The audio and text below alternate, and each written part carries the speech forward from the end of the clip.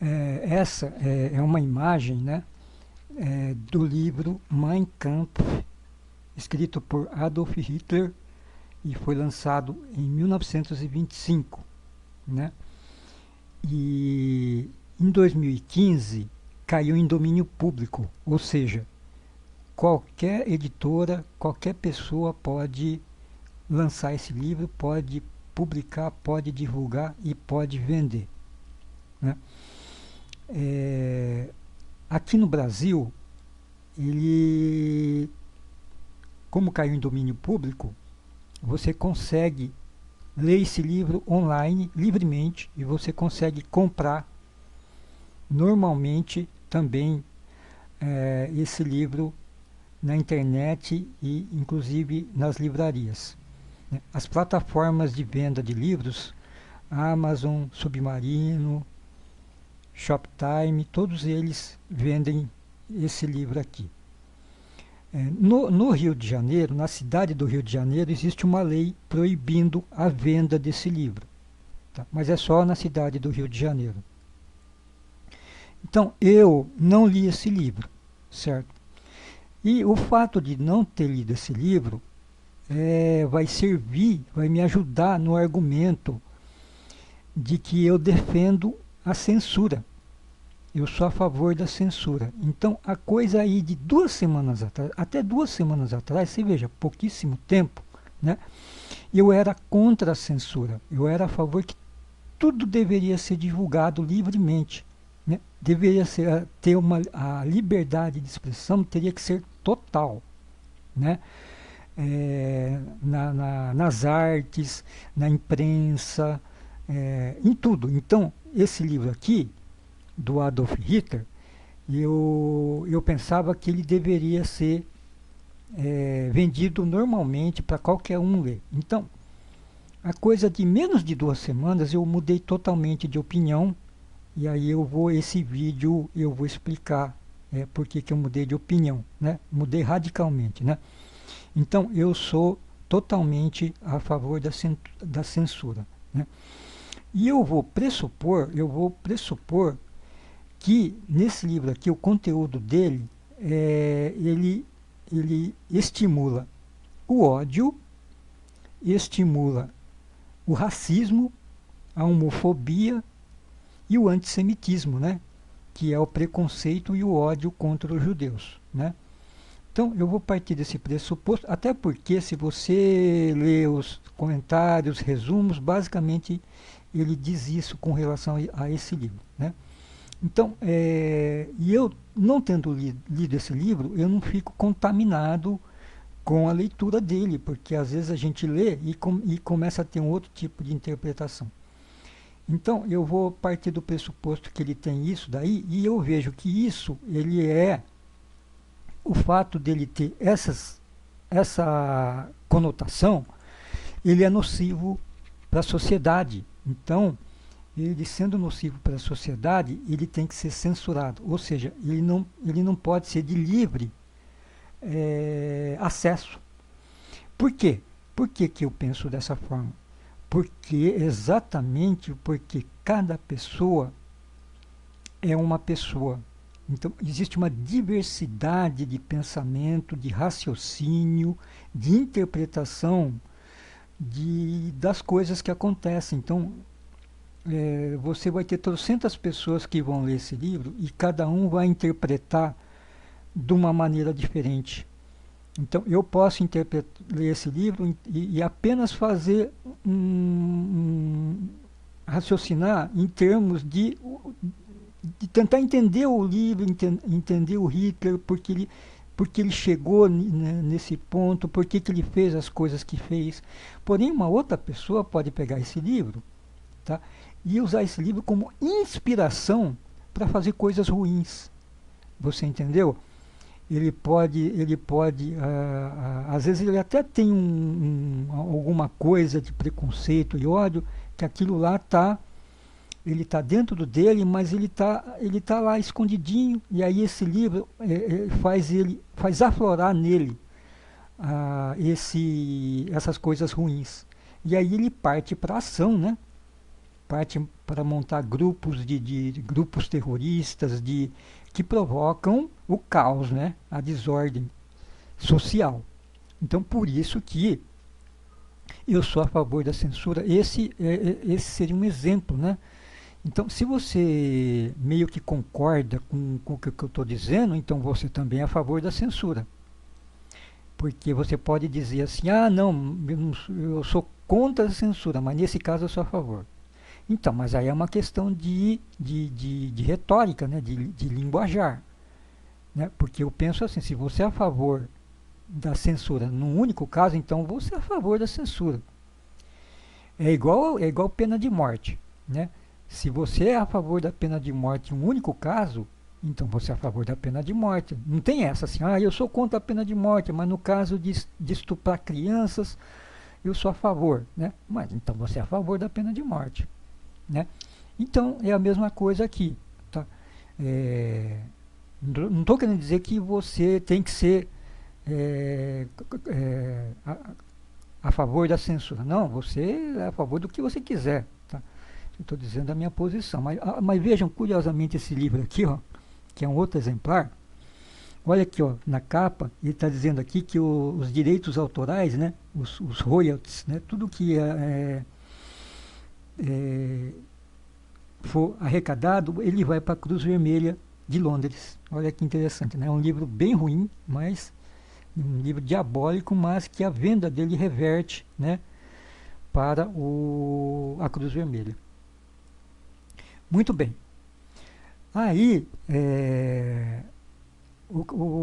dando prosseguimento, eu vou citar um outro exemplo aqui, que acho que vai ser mais contundente aqui, né? Um outro argumento. Nós temos aqui, ó, dois artistas brasileiros, né, que eles estão no topo aí da mídia, né? Em termos de audiência, em termos de exposição, né? Quantidade de seguidores, de visualizações na internet, né? Acessos, que é o Gustavo Lima e a Anitta, né? Tem vários aí, mas eu estou citando esses dois aqui.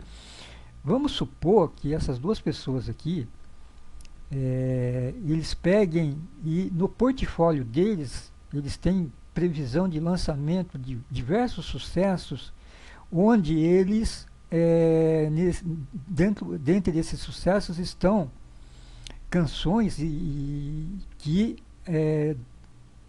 eles estimulam o preconceito contra os gays, a homofobia, o racismo, né, o antissemitismo. Né? Então vamos supor que esses dois artistas aqui, ó, eles, por exemplo, eles vistam trajes com a suástica estampada nas roupas aqui, né, e comecem a fazer shows. Né?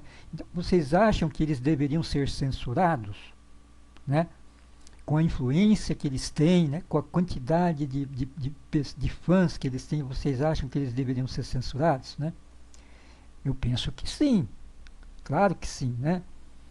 Porque você imagine pessoas que de repente começam a lançar canções com inspiração nazista, né? Com ideias nazistas, né?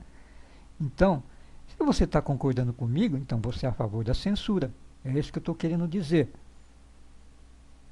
Então, dando prosseguimento, o que está em voga por esses dias aqui, nós estamos em abril de 2024, né? A gente tem esse cara aqui, o Elon Musk. O Elon Musk é um empresário sul-africano, trilionário, né?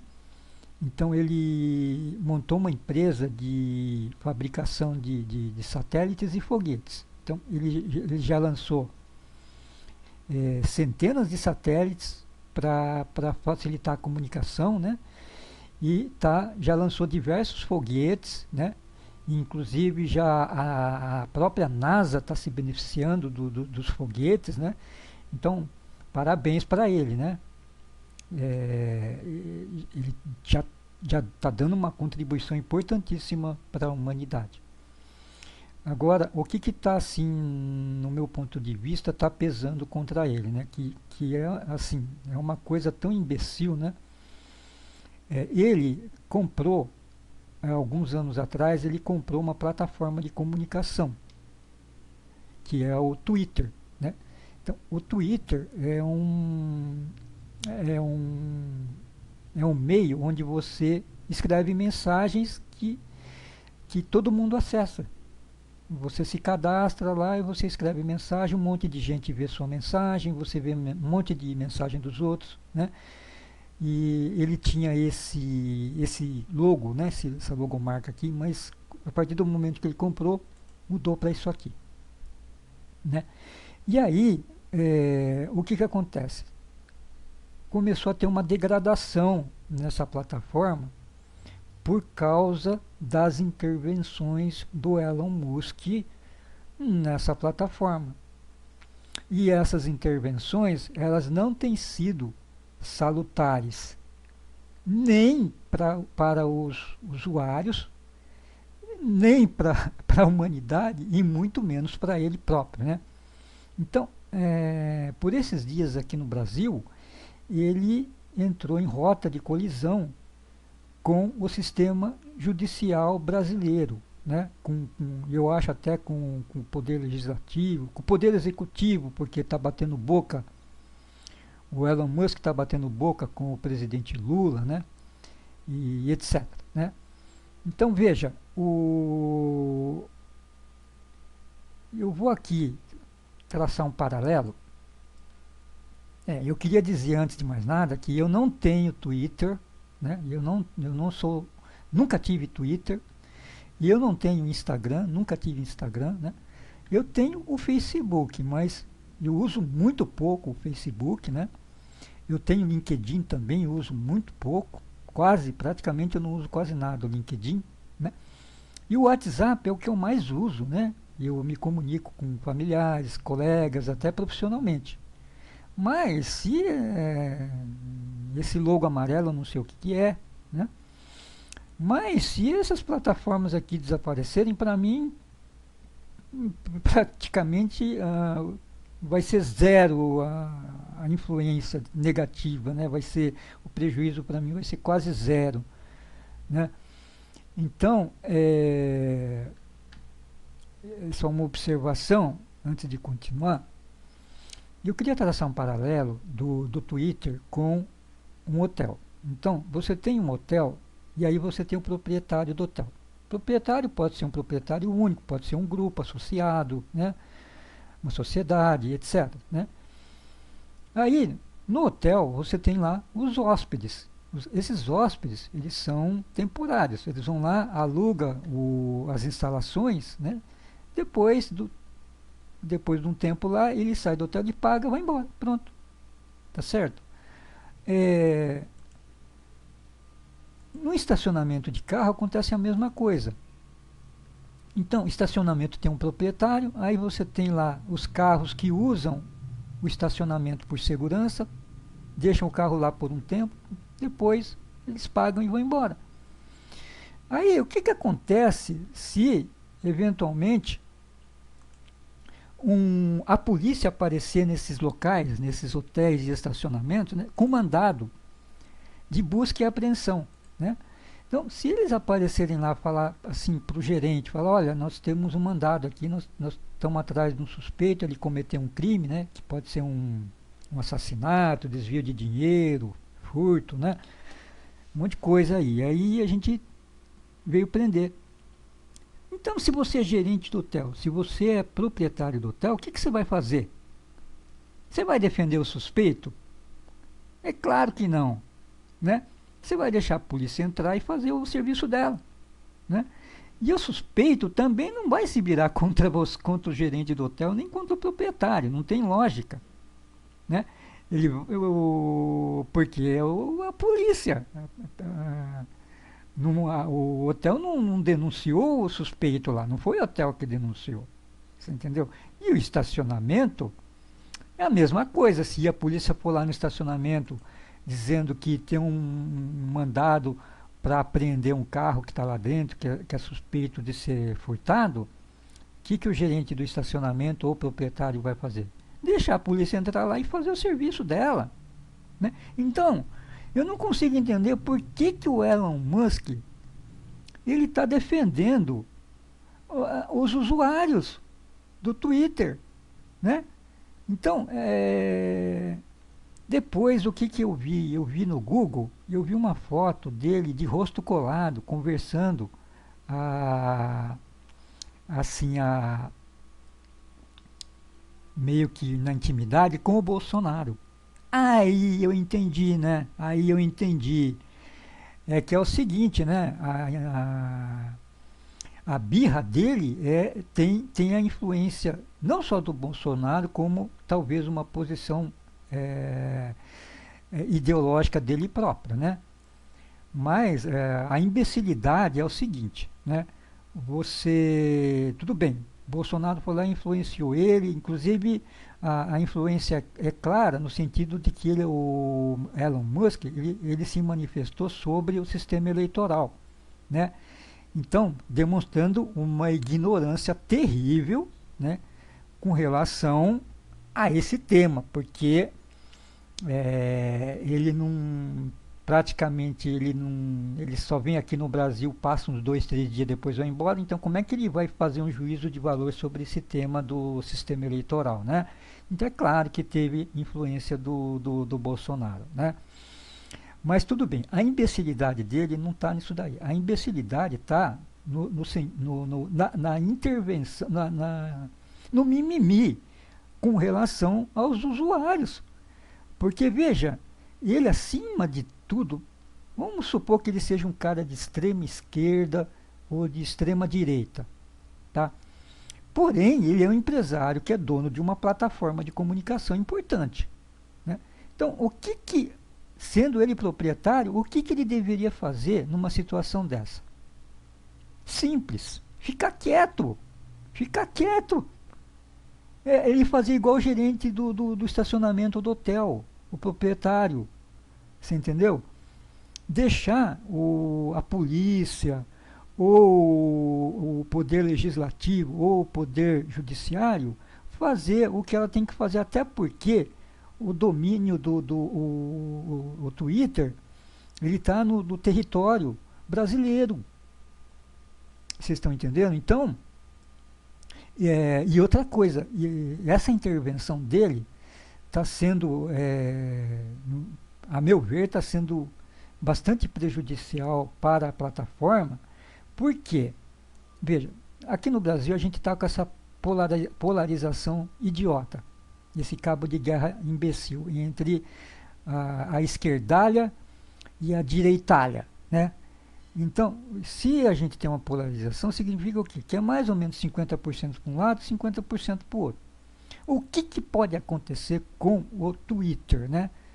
Pode acontecer de coisa de 50% dos usuários que estão se sentindo ofendidos, né, pelo Elon Musk, né, sair fora do Twitter, abandonar o Twitter. Você está entendendo? Né? Eu não estou nem entrando no mérito se a justiça vai fazer alguma coisa com o Twitter, tá? Porque se fizer, para mim, estou um pouco me lixando. Mas eu estou dizendo no âmbito do comportamento dos próprios usuários, né? E do mercado. Porque se o Twitter tem ações na Bolsa de Valores, isso pode impactar negativamente. Então, aí que está a imbecilidade, né? Então, realmente eu não consigo entender, porque se ele se abstivesse de interferir, né, isso daria uma credibilidade muito grande para o Twitter, porque uma plataforma de comunicação, ela tem que ser uma instituição isenta, imparcial, né, que abarca todo tipo de ser humano, de todas as matizes, né? Então, se você pega e defende porque se você defende você está criticando o outro, você está dizendo que o outro está errado, tá? Então, se o Elon Musk ficasse quieto, né, ninguém poderia falar nada, entendeu? Se a polícia, porque aí quem está intervindo, quem está lá apontando o dedo, é a justiça, não é o Elon Musk. Elon Musk não tem, entendeu? Agora, a partir do momento que ele começou com esse mimimi, aí pronto, entendeu? Já entrou em degradação. E outra coisa, isso aí já está. Deixa eu ver se eu consigo abrir a internet aqui. Olha aqui, ó. Esse negócio do Elon Musk, se vocês imaginam que é um negócio que é exclusividade do Brasil, vocês estão enganados. Porque essa coisa está desde quando ele comprou o Twitter. Porque ó, essa notícia é de 2022. Olha aqui, ó. Comissário da União Europeia ameaça ameaça desligar Twitter no bloco. Então, a coisa, né, a imbecilidade do Elon Musk já está há um tempão e não é exclusividade aqui, não é coisa aqui do Brasil, não é, você tem, tá? Se vocês forem na internet, eu captei isso agora lá. Olha aqui, ó, na Europa, Twitter vai seguir nossas regras, diz a União Europeia a Elon Musk. Então, na época ainda que ele tinha recém comprado o Twitter aqui, tá? Então é isso que eu tinha para falar, viu, gente? Você veja que o Musk é um trilionário, e justamente pelo fato de ser um trilionário, porque assim, o Twitter acabar, bloquear, para ele não vai fazer cócegas no bolso dele, né? Mas justamente por isso que ele tem tudo para fazer, para ficar na história como uma personalidade positiva, né? E na verdade isso aqui vai manchar muito, né? Vai manchar muito o currículo dele, né? Porque as pessoas infelizmente tendem mais a marcar na memória as coisas ruins do que as coisas boas. Então ele pode estar fazendo muita coisa boa com o Starlink, com os foguetes, mas no final vai ficar isso aqui, tá vendo? Ó? Mas é um imbecil mesmo, né? Pessoal, abraço a todos.